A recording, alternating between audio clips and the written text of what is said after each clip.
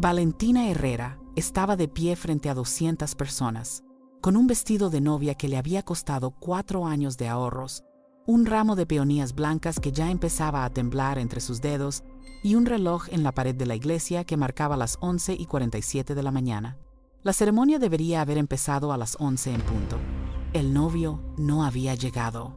47 minutos de retraso, 47 minutos de murmullos en los bancos, de miradas de lástima, de familiares que se miraban entre ellos sin saber qué hacer, y de una madre que apretaba un pañuelo entre las manos como si quisiera estrangularlo.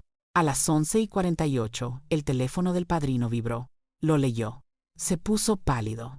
Miró a Valentina con una expresión que ella reconocería el resto de su vida como la cara que pone la gente justo antes de destruirte.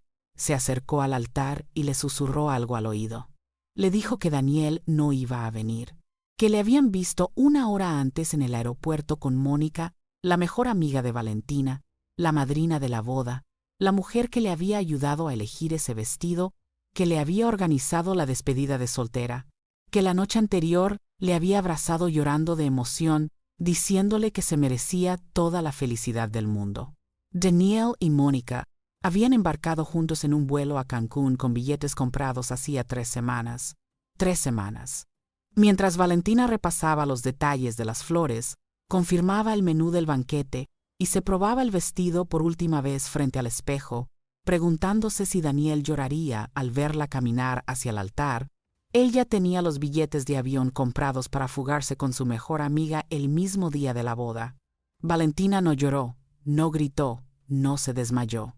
Se quedó de pie frente a 200 personas, con el ramo temblando entre los dedos y una sonrisa congelada en la cara, que era lo más aterrador que cualquiera de los presentes había visto en su vida. Porque una sonrisa en un momento así no es fortaleza. Es el instante exacto en que el cerebro decide que la realidad es demasiado brutal para procesarla y la congela como un archivo que se cierra sin guardar. Pero eso no era lo peor. Lo peor era lo que Valentina descubriría 3 semanas después, porque Daniel no la había abandonado por amor. No se había ido con Mónica porque estuviera enamorado de ella. Se había ido porque alguien le había pagado 200.000 euros para que la dejara plantada exactamente de esa manera, delante de toda la ciudad, en el momento de máxima humillación posible. Alguien que quería destruir a Valentina públicamente. Alguien que la conocía mejor que nadie. Alguien que llevaba años esperando el momento perfecto para hundirla. Y cuando Valentina descubriera quién había pagado ese dinero, iba a entender que la traición de Daniel no fue el final de su pesadilla, fue solo el principio. Pero antes de llegar a esa verdad, la vida iba a ponerle delante a un hombre que lo cambiaría todo. Un hombre que vio su humillación desde la distancia, que sintió algo que no supo explicar y que tomó una decisión que el mundo entero consideró una locura. Un CEO multimillonario que le pidió matrimonio a una desconocida destrozada y que contra todo pronóstico la amó de verdad, para entender cómo una mujer abandonada en el altar acabó casándose con el hombre más rico del país. Hay que conocer primero a Valentina Herrera. Valentina creció en una casa pequeña en las afueras de la ciudad con su madre, Teresa, y su padrastro, Ernesto Gallardo. Su padre biológico murió cuando ella tenía 4 años en un accidente de trabajo en una fábrica que no tenía seguro. Teresa recibió una indemnización ridícula, que se gastó en 3 meses de alquiler, y después tuvo que buscarse la vida sola, con una niña pequeña que preguntaba cada noche cuándo iba a volver papá. Teresa se casó con Ernesto cuando Valentina tenía 8 años. Ernesto era un hombre de sonrisa fácil y promesas más fáciles todavía. Tenía un pequeño negocio de construcción que funcionaba razonablemente bien y una hija de un matrimonio anterior llamada Carolina, 2 años mayor que Valentina. Ernesto prometió que las trataría a las 2 por igual, que serían una familia de verdad, que Teresa nunca más tendría que preocuparse por el dinero. Lo de tratarlas por igual duró exactamente hasta que Carolina decidió que no quería compartir a su padre con nadie. Carolina era una niña que había aprendido temprano que los berrinches funcionaban, que las lágrimas de cocodrilo movían montañas y que si gritaba lo suficientemente fuerte, su padre cedía en todo. Cuando Valentina llegó a la casa, Carolina vio una amenaza. Y las amenazas, según la lógica de Carolina, se eliminan. Lo que siguió fueron años de una guerra silenciosa que solo Valentina entendía porque nadie más la veía. Carolina era encantadora delante de Ernesto. Le sonreía, le hacía dibujos, le decía que era el mejor padre del mundo. Pero cuando Ernesto no miraba, la Carolina real salía a la superficie. Le rompía los juguetes a Valentina y le decía que si se quejaba le contaría a Ernesto que había sido ella quien los rompió. Le escondía los deberes del colegio para que sacara malas notas. Le decía cosas al oído que ninguna niña debería escuchar. Que su padre se había muerto porque no la quería lo suficiente como para quedarse. Que Teresa se había casado con Ernesto por dinero. Que Valentina no era parte de esa familia y nunca lo sería. Valentina aguantó. Aguantó porque su madre era feliz por primera vez desde la muerte de su padre. Aguantó porque Ernesto, a pesar de su debilidad con Carolina, la trataba con cariño genuino. Aguantó porque aprendió muy pronto que en la vida hay batallas que no se ganan peleando, sino sobreviviendo. Y Valentina Herrera era, por encima de todas las cosas, una superviviente. Se graduó con buenas notas a pesar de Carolina. Estudió diseño de interiores con una beca parcial que completó trabajando de camarera los fines de semana. Montó su propio estudio a los 24 años. Un espacio pequeño en un local alquilado que olía a pintura fresca y a ambición. Y a los 25 su estudio empezó a funcionar. Primero encargos pequeños, después medianos, después un golpe de suerte. Una revista de decoración publicó fotos de un apartamento que había diseñado y de repente las llamadas no paraban. A los 27 años, Valentina Herrera tenía un negocio rentable, un apartamento propio y una reputación creciente en el mundo del diseño. Carolina, que a los 29 seguía viviendo de la tarjeta de crédito de su padre, no soportaba ver cómo la hermanastra a la que había atormentado durante años estaba triunfando sin ayuda de nadie. Cada éxito de Valentina era una bofetada para Carolina. Cada cliente nuevo, cada artículo en una revista, cada foto de Valentina sonriendo en un evento profesional era una prueba de que el mundo no funcionaba como Carolina creía que debía funcionar. Valentina debería estar abajo. Valentina debería haber fracasado. Valentina debería haber sido la perdedora que Carolina necesitaba que fuera para sentirse superior. Pero Valentina no fracasó. Y eso, para Carolina, era imperdonable. Daniel Castro apareció en la vida de Valentina un martes de octubre en una cafetería donde ella estaba revisando los planos de un proyecto con un café con leche que se le había quedado frío hacía media hora porque siempre se olvidaba de beber cuando estaba concentrada. Daniel se sentó en la mesa de al lado.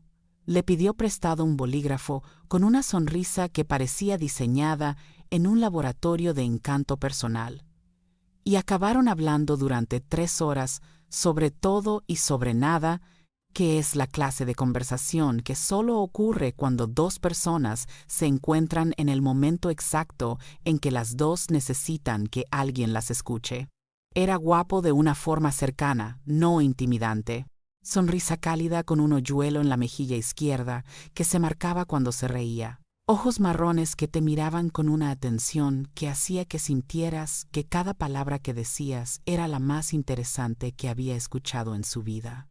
La clase de hombre que te hace sentir que eres especial simplemente porque te está prestando atención, sin darte cuenta de que esa misma atención la despliega con idéntica intensidad frente a cualquier persona que necesite engatusar. Daniel era comercial en una empresa de materiales de construcción. No tenía mucho dinero, pero tenía un encanto que compensaba cualquier cuenta bancaria. Sabía escuchar, o más bien, sabía simular que escuchaba, que no es lo mismo, pero que se parece lo suficiente como para engañar a alguien que necesita ser escuchado. Sabía hacer reír a Valentina en los días malos, con un humor que parecía espontáneo, pero que era tan calculado como un algoritmo. Sabía aparecer con una pizza y una película cuando ella estaba agotada después de un proyecto difícil, sabiendo exactamente que una mujer cansada y hambrienta es una mujer vulnerable, y que la vulnerabilidad es la puerta por la que se cuelan las personas que no merecen entrar. Y sobre todo, sabía decir exactamente lo que Valentina necesitaba oír en cada momento. Eso, que ella interpretó como empatía, como conexión genuina, como la prueba de que por fin había encontrado a alguien que la entendía, era en realidad algo mucho más calculado y mucho más siniestro. Pero Valentina no lo sabía todavía, porque el problema de las mentiras bien construidas es que se parecen demasiado a la verdad. Se pusieron de novios al mes de conocerse. A los 6 meses, Daniel se mudó a su apartamento. Al año, le pidió matrimonio con un anillo modesto, que Valentina adoró precisamente porque era modesto, porque significaba que Daniel no intentaba impresionarla con dinero, sino con intención. La boda se fijó para abril, 2 años después del compromiso. Valentina lo organizó todo ella misma, con la ayuda de Mónica, su mejor amiga desde el instituto, la única persona en quien confiaba completamente después de su madre. Lo que Valentina no sabía era que Daniel y Mónica mantenían una relación desde hacía un año, desde antes del compromiso. Desde antes del anillo modesto y las promesas de amor eterno, Daniel se había acercado a Valentina con un propósito que no tenía nada que ver con el amor. Pero esa parte de la historia tardará en revelarse. Primero tiene que llegar la boda y el desastre. El día de la boda, Valentina se despertó a las 6 de la mañana con el estómago lleno de mariposas y la certeza de que ese iba a ser el mejor día de su vida. Se equivocaba tanto que la distancia entre lo que esperaba y lo que ocurrió podría medirse en años luz. La ceremonia estaba programada para las 11 en la iglesia más bonita del centro de la ciudad. 200 invitados. Un banquete en un restaurante con jardín. Un vestido blanco que Valentina había diseñado ella misma, cosiendo los últimos detalles a mano durante noches que debería haber dedicado a dormir. Era un vestido sencillo pero perfecto, con un corte que favorecía su figura delgada y un encaje en los hombros que su madre había bordado a mano, porque Teresa insistió en que la novia debía llevar algo hecho con las manos de alguien que la quisiera. A las 10:30, Valentina llegó a la iglesia. A las 10:45, los invitados empezaron a sentarse. A las 11 en punto, el organista empezó a tocar. Y a las 11:01, Valentina miró hacia la puerta de la sacristía donde debería estar Daniel esperándola, y vio un espacio vacío. Los minutos pasaron como horas. Cada minuto era una eternidad de murmullos crecientes, de teléfonos que vibraban en los bolsillos, de miradas que pasaban de la curiosidad a la preocupación, y de la preocupación a algo peor, la lástima. Valentina sentía las miradas clavándosele en la espalda como agujas calientes. 200 personas observando cómo su vida se derrumbaba en tiempo real. 200 personas que al día siguiente contarían esta historia en sus oficinas, en sus cafeterías, en sus grupos de mensajes, convirtiendo el peor momento de su vida en un chisme para consumir entre el café y la primera reunión del lunes. A las 11:48 llegó el mensaje. Daniel no vendría. Estaba en un avión con Mónica. Billetes comprados hacía 3 semanas. Destino Cancún. Valentina se quedó de pie durante 30 segundos que se sintieron como 30 años. El ramo le temblaba en las manos. El encaje que su madre había bordado le pesaba sobre los hombros como una armadura de plomo. 200 personas contenían la respiración esperando su reacción. Algunas mujeres se habían llevado las manos a la boca. Algunos hombres miraban al suelo porque no sabían dónde meter la vista. Y en la primera fila, Teresa, su madre, la mujer que había bordado ese encaje con sus propias manos artríticas durante noches enteras, estaba sentada con los ojos cerrados y las manos apretadas sobre el regazo, como si estuviera rezando o conteniendo un grito, o las dos cosas a la vez. Y entonces Valentina hizo algo que nadie esperaba, algo que los 200 invitados recordarían durante años. Se giró hacia ellos, se quitó el velo con una calma que daba escalofríos, lo dobló con cuidado como si fuera un pañuelo cualquiera y lo dejó sobre el banco más cercano. Después empezó a caminar por el pasillo hacia la salida. No corrió, no se cubrió la cara, no buscó una puerta trasera ni una salida de emergencia. Caminó por el centro del pasillo, erguida, con el vestido arrastrando por el suelo de la iglesia como una novia que camina hacia el altar pero en la dirección equivocada. Cada paso resonaba en el silencio como un latido. Cada paso era un acto de dignidad pura en medio de la devastación más absoluta. Cada paso decía sin palabras lo que su boca no podía pronunciar. Me habéis visto caer, pero me vais a ver salir de pie. Un invitado de la tercera fila sacó el teléfono para grabar y la mujer que tenía al lado se lo arrancó de las manos. Un niño pequeño preguntó en voz alta por qué la señora del vestido bonito se iba sola y su madre lo calló con un susurro urgente. Y Teresa se levantó de la primera fila para seguirla, pero las piernas no le respondieron. Se quedó de pie agarrada al respaldo del banco, viendo cómo su hija desaparecía por la puerta de la iglesia con la mayor dignidad y el mayor dolor que Teresa había presenciado en 62 años de vida. Cuando Valentina llegó a la puerta y la luz del sol le dio en la cara, se detuvo un segundo, solo un segundo, el tiempo justo para respirar aire que no estuviera contaminado por la lástima de 200 personas. Y en ese segundo, desde un coche negro aparcado al otro lado de la calle, un hombre la estaba observando.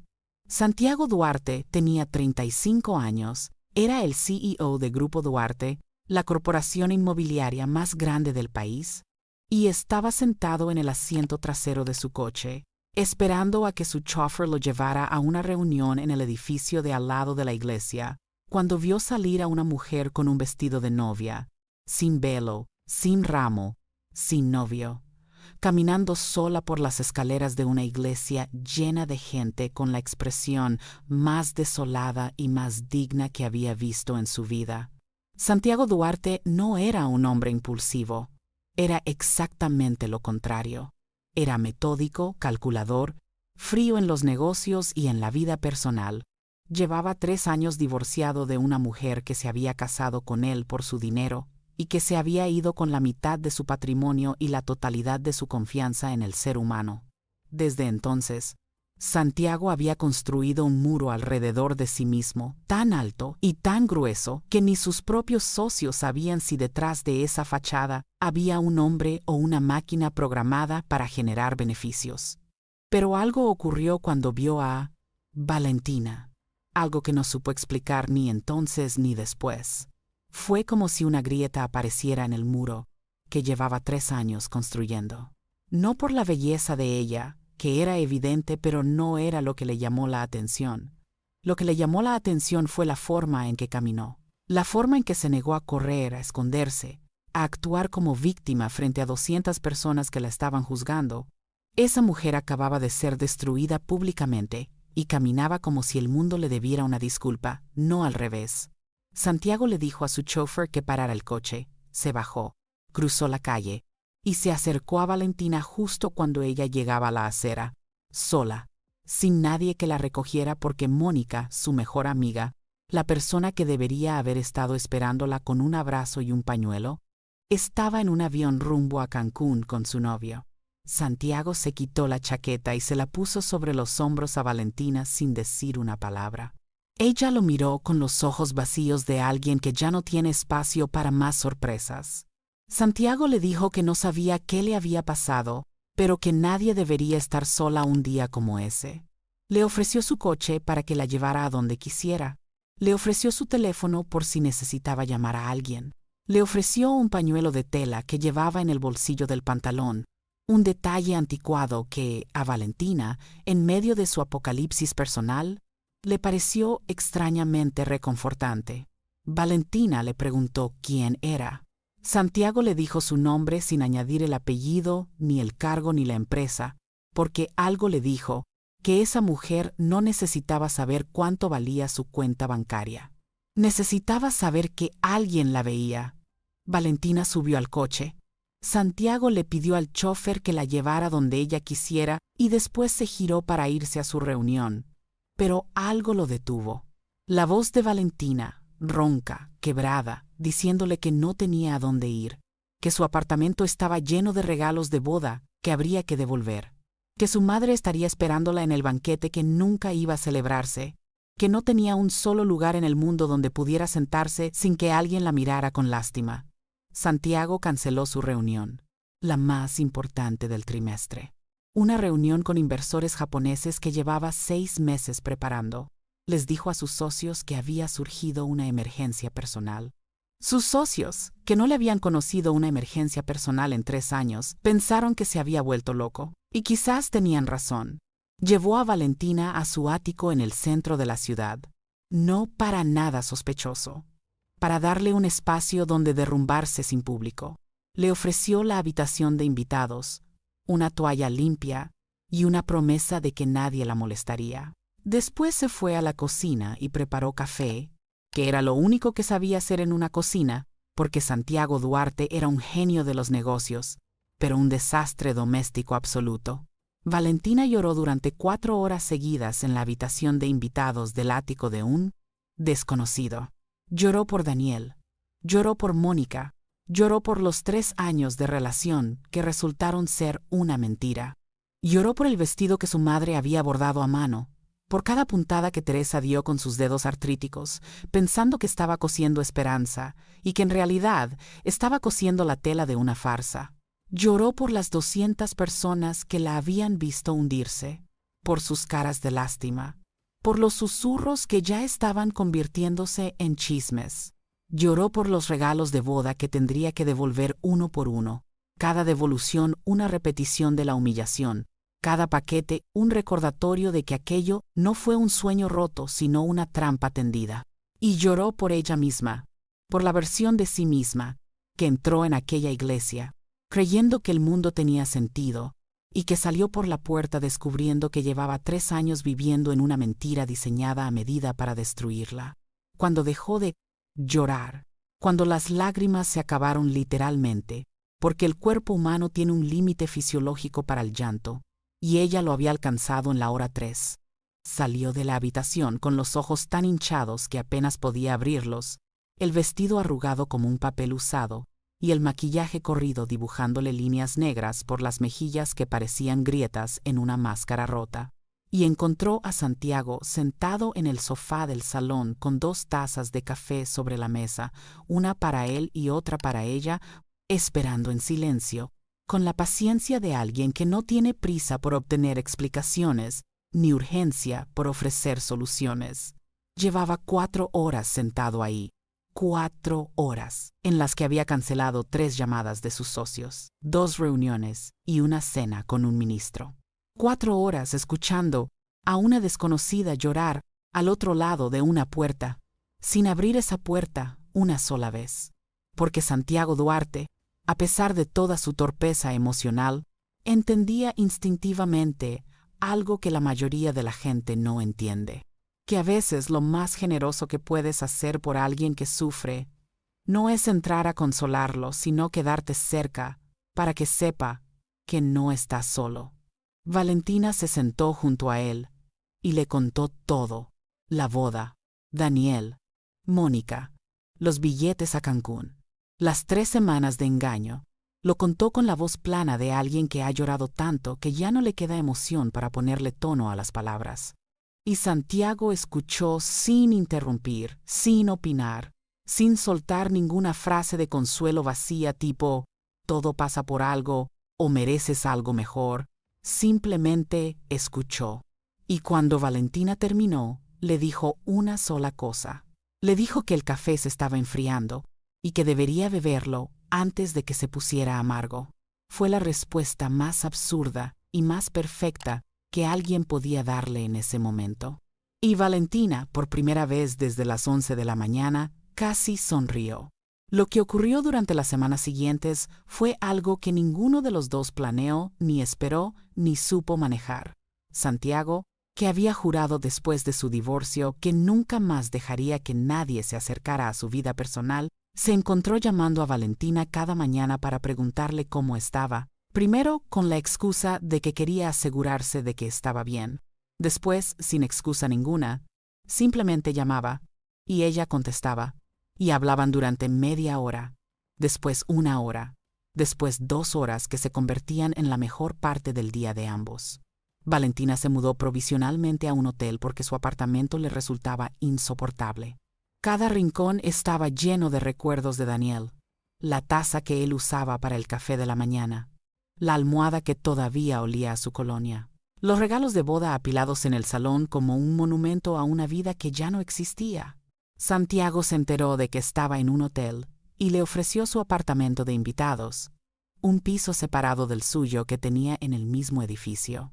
Valentina rechazó la oferta 3 veces antes de aceptarla porque su orgullo era más grande que su sentido práctico, pero su cuenta bancaria no era tan grande como su orgullo. Se instaló en el apartamento de invitados con la condición estricta de que pagaría un alquiler en cuanto su situación financiera se estabilizara.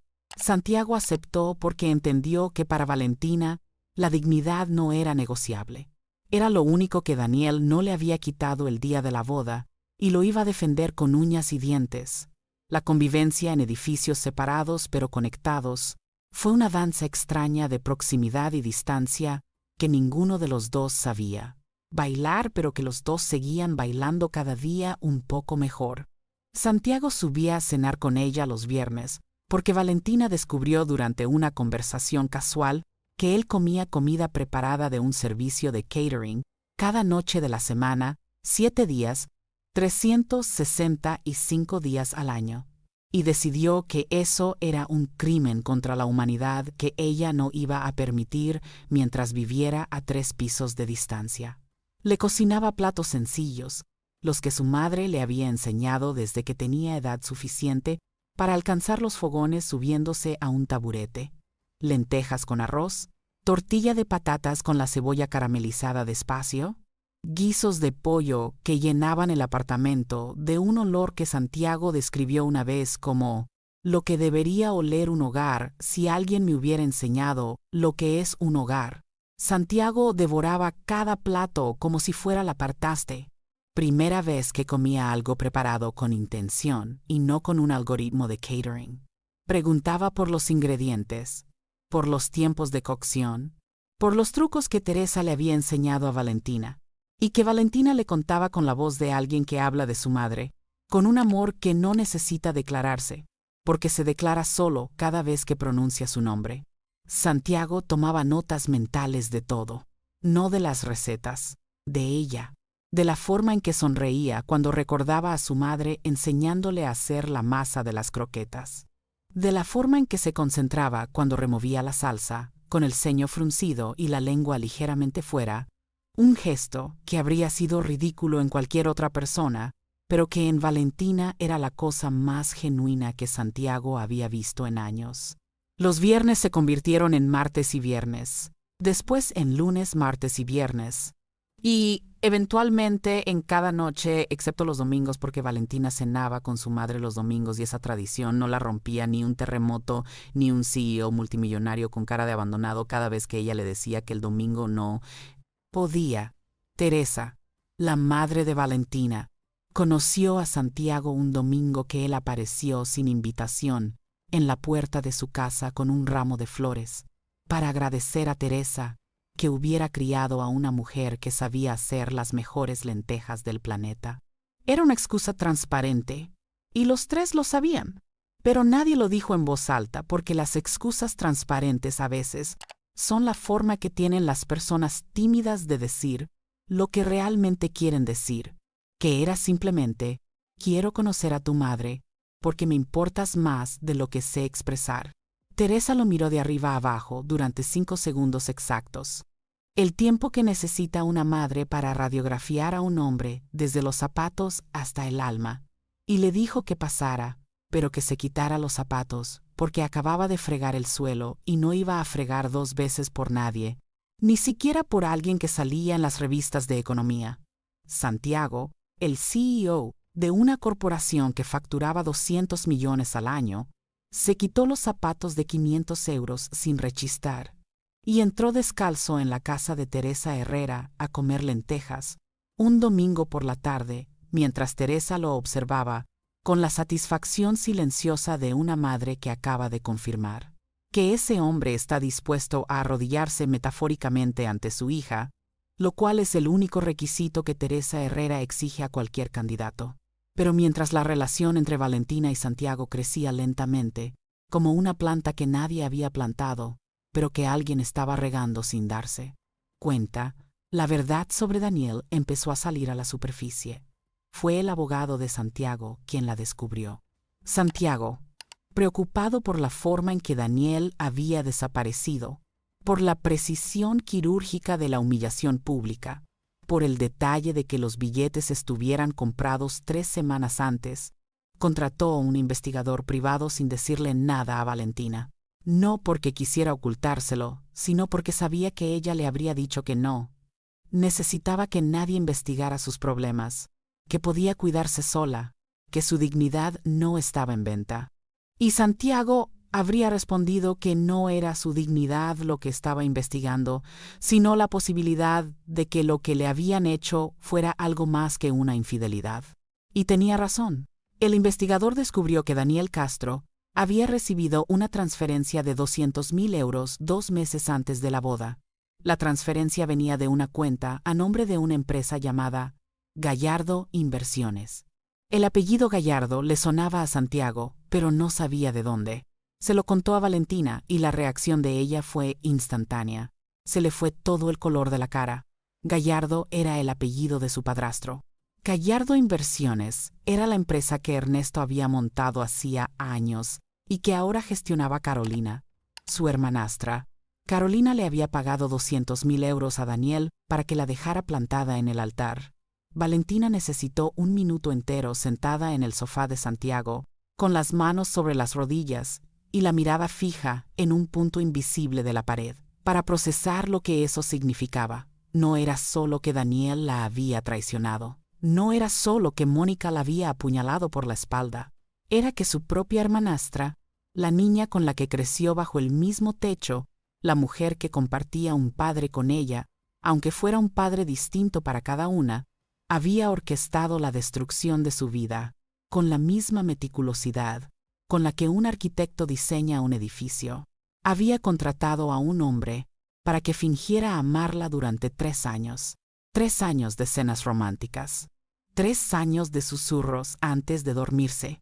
3 años de planes de futuro, de conversaciones sobre nombres para los hijos que nunca tendrían, de domingos por la mañana en la cama hablando de cómo sería su vida cuando envejecieran juntos. Todo inventado, todo pagado. Cada beso, un servicio. Cada te quiero, una línea de un guión escrito con un cheque de 200.000 euros. Lo más demoledor no era la traición en sí, era la duración. 3 años. Carolina había invertido 3 años de paciencia en destruirla. Había pagado a un hombre para que sostuviera una farsa durante 1095 días. Eso requería un nivel de odio tan profundo, tan arraigado, tan permanente, que Valentina se preguntó si Carolina la había odiado desde el primer día que puso un pie en aquella casa con 8 años y una maleta pequeña, o si el odio había ido creciendo con el tiempo como un tumor silencioso que nadie detecta hasta que ya es demasiado tarde. Pero la pregunta era ¿por qué? 200.000 euros era mucho dinero para humillar a alguien.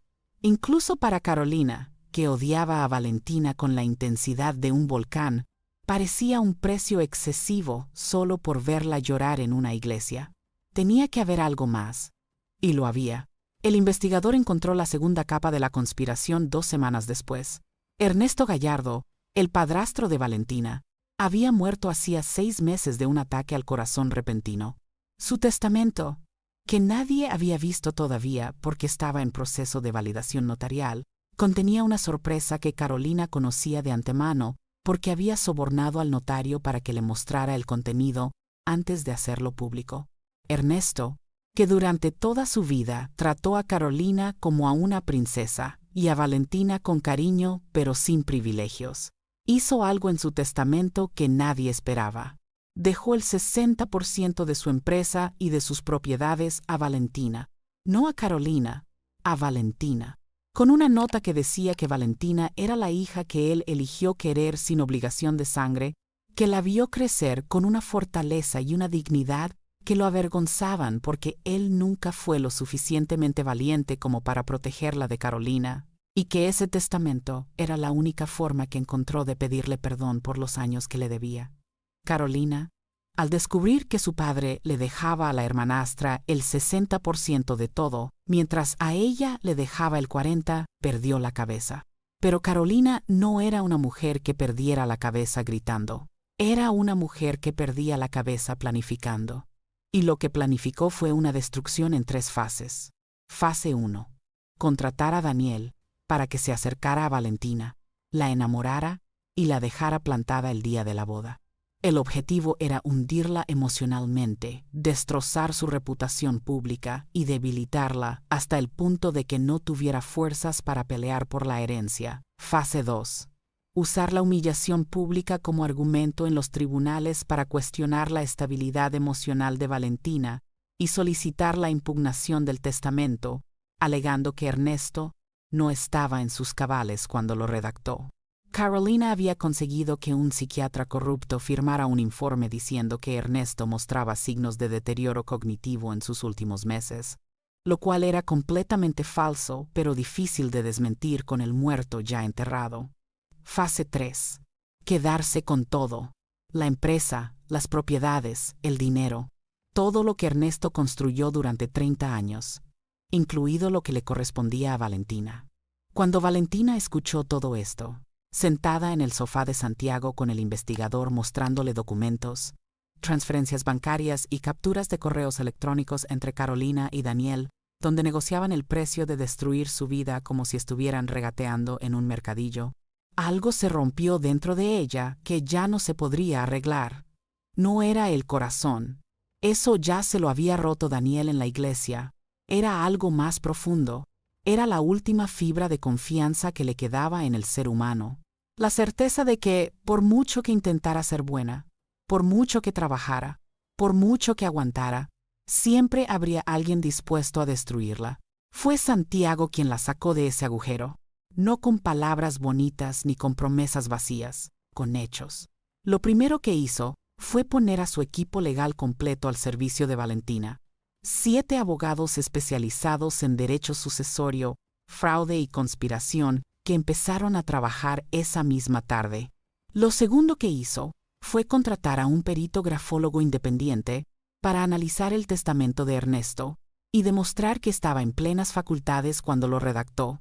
Lo tercero fue localizar al psiquiatra que había firmado el informe falso sobre el deterioro cognitivo de Ernesto y descubrir que tenía 3 denuncias previas por falseamiento de informes médicos, lo cual anulaba cualquier credibilidad que pudiera tener su testimonio.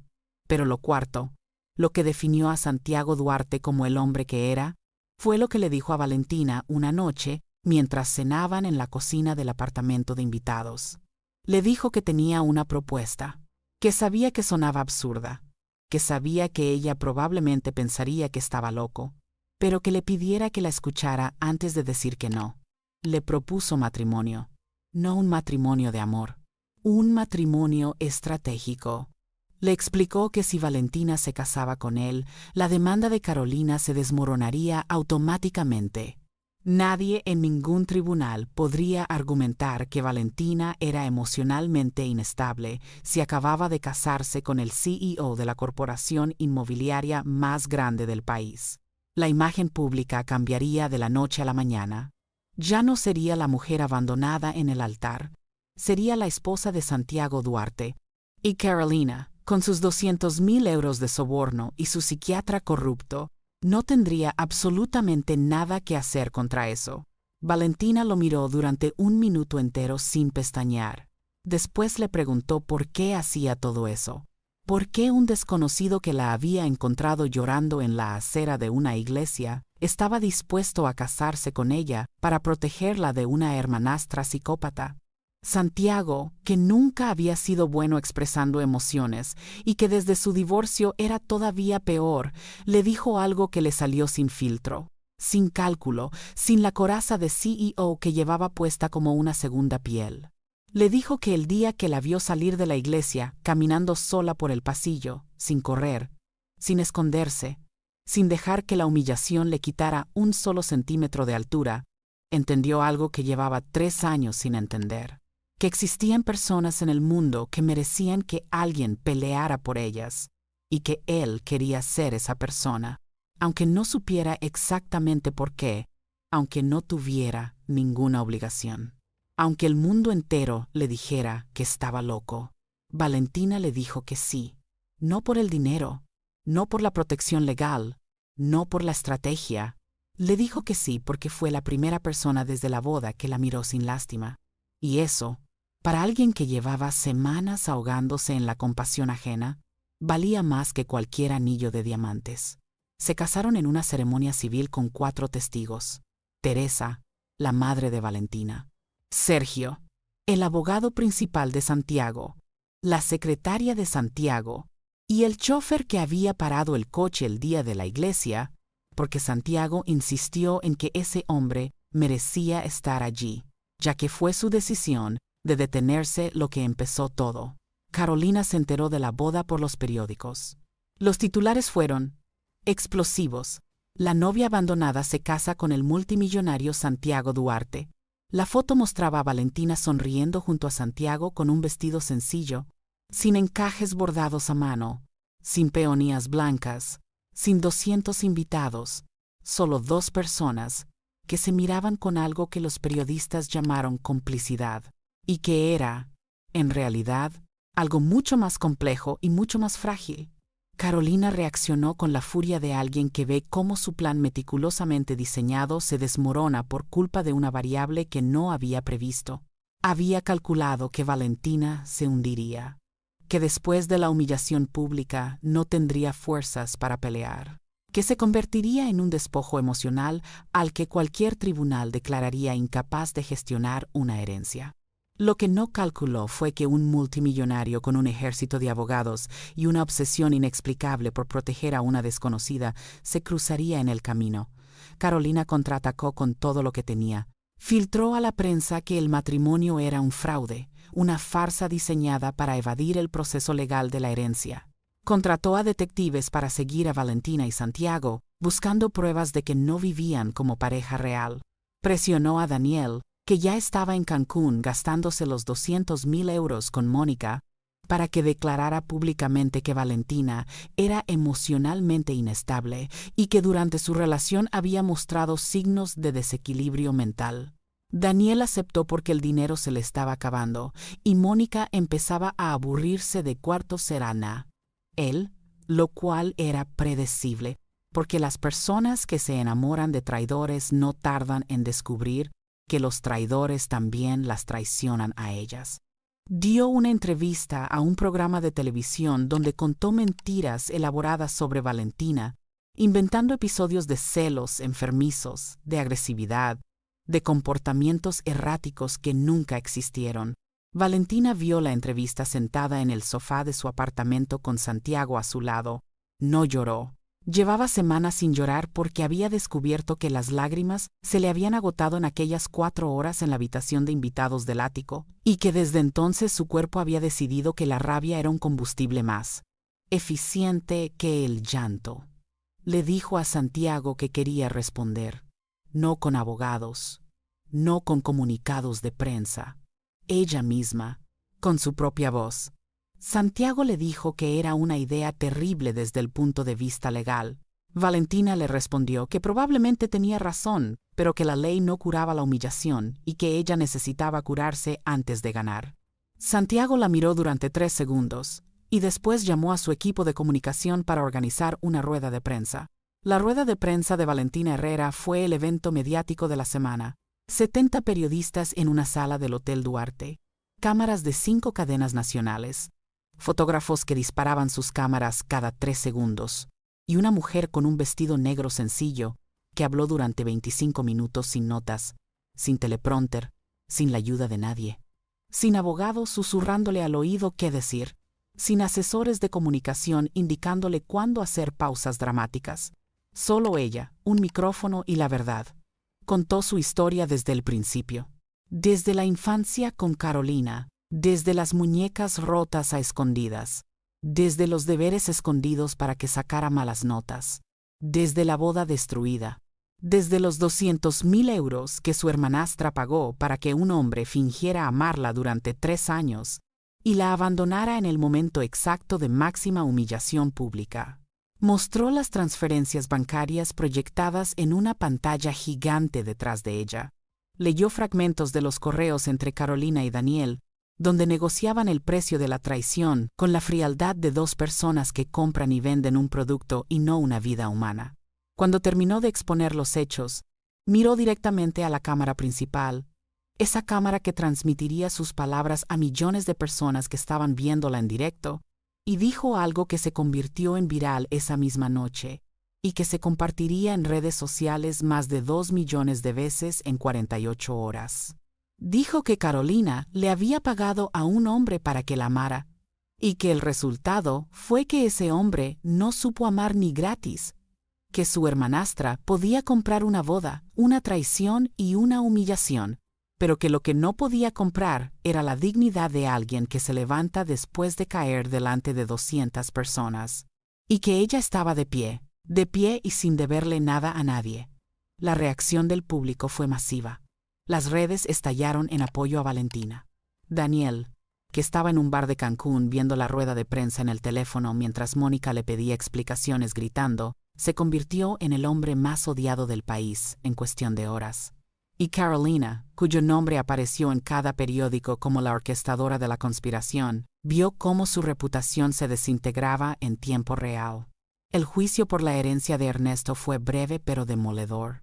La sala estaba llena de periodistas que habían seguido el caso desde la rueda de prensa de Valentina y que ahora tenían la oportunidad de presenciar el acto final de una historia que había mantenido al país entero pegado a las pantallas. Durante semanas, los abogados de Santiago presentaron las pruebas del soborno a Daniel con una precisión quirúrgica que no dejaba espacio para la duda. Las transferencias bancarias desde Gallardo Inversiones a la cuenta personal de Daniel. Los correos electrónicos donde Carolina y Daniel negociaban las condiciones del acuerdo, incluyendo un mensaje particularmente repugnante, donde Carolina le indicaba a Daniel que la dejara plantada en la iglesia, y no antes, porque la humillación tenía que ser pública para que sirviera de base a la demanda de incapacidad emocional. La falsificación del informe psiquiátrico, que el propio psiquiatra confesó en el estrado entre balbuceos cuando el fiscal le mostró las 3 denuncias previas por falsificación que tenía en su historial, y una declaración del propio notario que, presionado por la evidencia, confesó que Carolina le había pagado 15.000 euros para mostrarle el testamento antes de hacerlo público. El perito grafólogo confirmó que Ernesto estaba en plenas facultades mentales cuando redactó el testamento. 3 médicos que lo trataron durante sus últimos meses testificaron que no mostraba ningún signo de deterioro cognitivo, y la nota manuscrita que Ernesto dejó junto al testamento, esa nota donde le pedía perdón a Valentina por no haber sido lo suficientemente valiente para protegerla de Carolina durante todos esos años, fue leída en voz alta por el juez.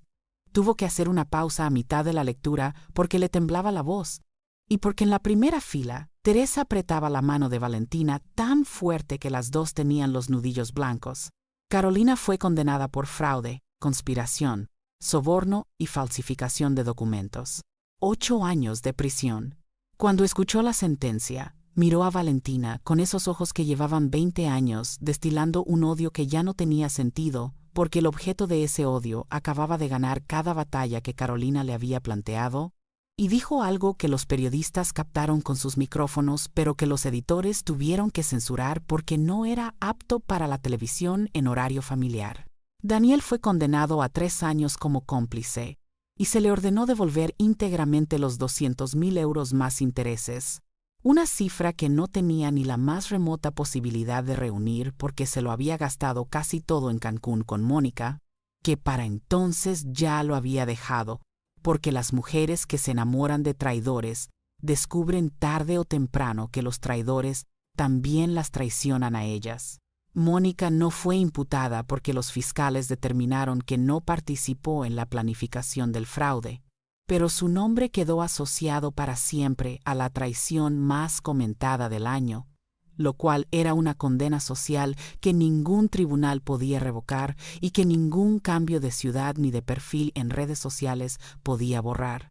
El psiquiatra corrupto perdió su licencia médica y fue investigado por las 3 denuncias previas que tenía acumuladas. El notario fue inhabilitado durante 15 años. Y Valentina Herrera recibió oficialmente el 60% de la herencia de Ernesto Gallardo, el hombre que no era su padre de sangre, pero que la quiso como si lo fuera, el hombre que nunca tuvo el valor de enfrentarse a su propia hija para proteger a Valentina, pero que encontró la forma de pedirle perdón desde la tumba, con un testamento que decía más sobre su arrepentimiento que cualquier conversación que pudieran haber tenido en vida. Pero lo que pasó entre Valentina y Santiago durante esos meses de juicios y ruedas de prensa fue lo que realmente importaba.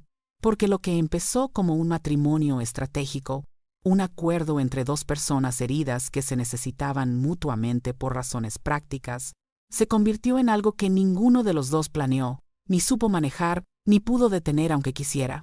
Santiago se enamoró de Valentina el día que la encontró en la cocina del ático a las 2 de la mañana preparando tortilla de patatas, para cenar porque no podía dormir. Llevaba un pijama viejo, tenía ojeras de 3 días y el pelo recogido en un moño que se estaba deshaciendo. Era la primera vez que Santiago la veía sin armadura, sin la dignidad feroz con la que se enfrentaba al mundo, sin la sonrisa valiente que ponía delante de las cámaras. Era solo una mujer cansada haciendo una tortilla en una cocina que no era suya a una hora en que la soledad pesa más que cualquier otra cosa. Y Santiago, mirándola desde la puerta sin que ella lo viera, supo con una certeza que le asustó hasta la médula que estaba enamorado, no del personaje público, no de la mujer fuerte que habló en la rueda de prensa, de esa mujer en pijama, con ojeras que hacía tortillas a las 2 de la mañana, porque necesitaba hacer algo con las manos para no pensar. Valentina se enamoró de Santiago el día que lo encontró sentado en el suelo de su despacho, rodeado de papeles, hablando por teléfono con una voz que ella no le conocía. Una voz suave, paciente, completamente distinta a la voz de CEO que usaba en las reuniones.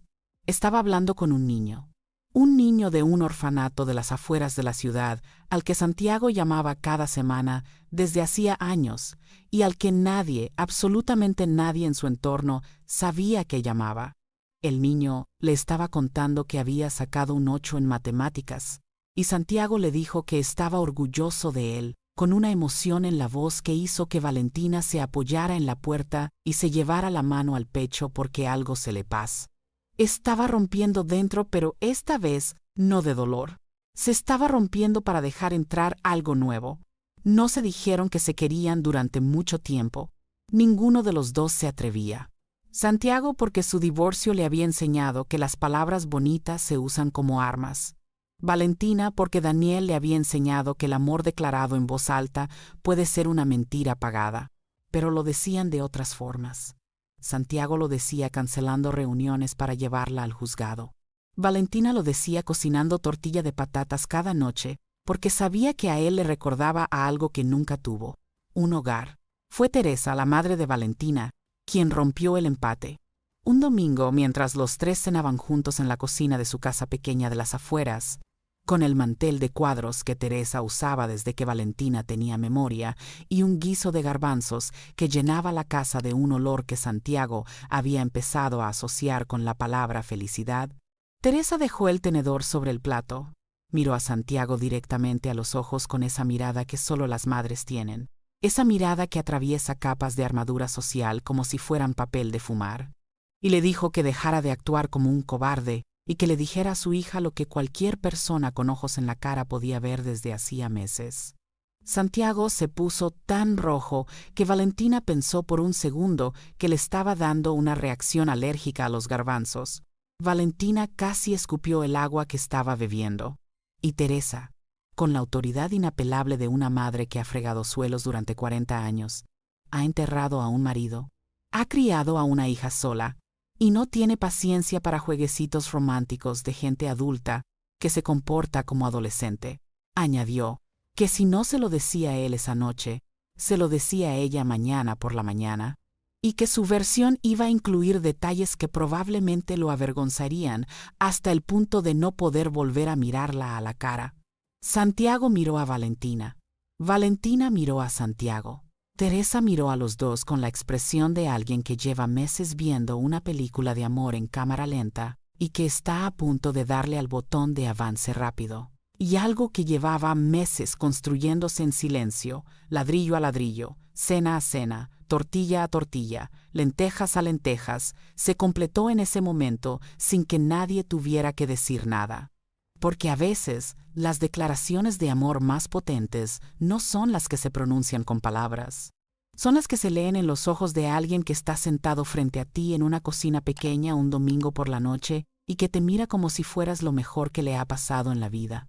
Meses después, cuando un periodista le preguntó a Santiago Duarte por qué se había detenido aquella mañana frente a la iglesia, él respondió que no lo sabía, que algo lo detuvo, que vio a una mujer caminando sola con un vestido de novia por una acera vacía y que algo dentro de él le dijo que esa mujer iba a cambiarle la vida. El periodista le preguntó si creía en el destino. Santiago le respondió que no creía en el destino, pero que creía en las tortillas de patatas a las 2 de la mañana. El periodista no entendió la respuesta. Valentina, que estaba viendo la entrevista desde casa, se rió hasta que le dolió el estómago.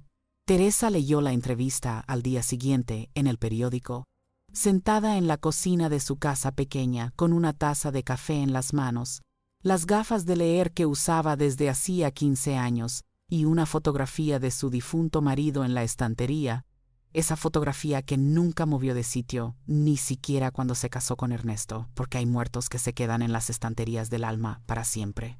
Miró la foto y le dijo en voz alta, como hacía a veces cuando estaba sola, que su hija estaba bien, que había encontrado a un buen hombre, que no era perfecto, que comía demasiado rápido y que no sabía freír ni un huevo, pero que miraba a Valentina como si ella fuera la primera cosa real que hubiera visto en su vida. Y que eso, para Teresa, era suficiente. Suscríbete si tú también habrías caminado por ese pasillo con la cabeza alta delante de 200 personas, después de que te dejaran plantada sin soltar una sola lágrima, porque eso es dignidad de verdad y no la que se compra con dinero.